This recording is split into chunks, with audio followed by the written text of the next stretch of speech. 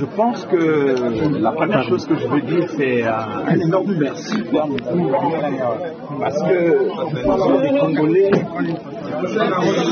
et beaucoup de Rwandais m'ont apporté un soutien important pendant toute cette période, qui n'était pas une période facile, parce que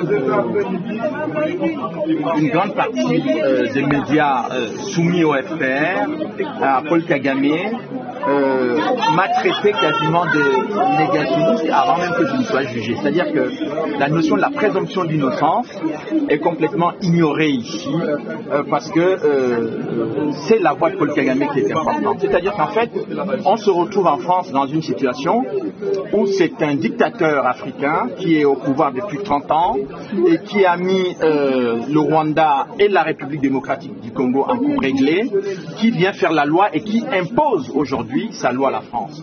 Donc, j'espère que la justice française ne se laissera pas impressionner par ce diktat.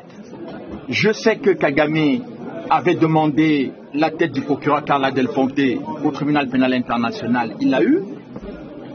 Il a demandé à obtenir la destruction de l'enquête du juge Bruguière. Il l'a eu. Et aujourd'hui, il demande la tête de Charles Nana. J'espère qu'il ne l'aura pas. Il l'aura pas. Concernant votre sécurité, dans tous les leçons des Congolais, il l'aura pas. Menace de mort. Qu'est-ce que vous dites? Parce que les Camerounais, les Congolais et les Français, tous ceux qui vous soutiennent sont inquiets sur votre sécurité. Qu'est-ce que vous en dites? Bon, je leur dirais de ne pas être inquiets parce que, évidemment, mon avocat a déposé plainte pour menace de mort parce que le 13 juillet dernier, M. Paul Kagame a dit que des gens comme moi doivent mourir. Nous prenons ces menaces au sérieux, mais vous n'avez pas à vous inquiéter pour moi parce que, en fait, M. Kagame a des millions de morts sur les bras. Il s'en moque éperdument. La seule chose que je veux dire au peuple congolais aujourd'hui, ne vous laissez pas impressionner par la communauté internationale. Ne vous laissez pas intimider par l'attitude et des médias qui soutiennent Paul Kagame et de l'attitude de Paul Kagame lui-même. Il va falloir aujourd'hui que les Congolais comprennent que si ils laissent Paul Kagame faire, ce pays disparaîtra. Et c'est son objectif depuis 30 ans. Et donc, l'objectif aujourd'hui, c'est au-delà de ma petite personne. J'ai entendu ici au tribunal que mon procès, le résultat de mon procès aura des conséquences judiciaires et politiques.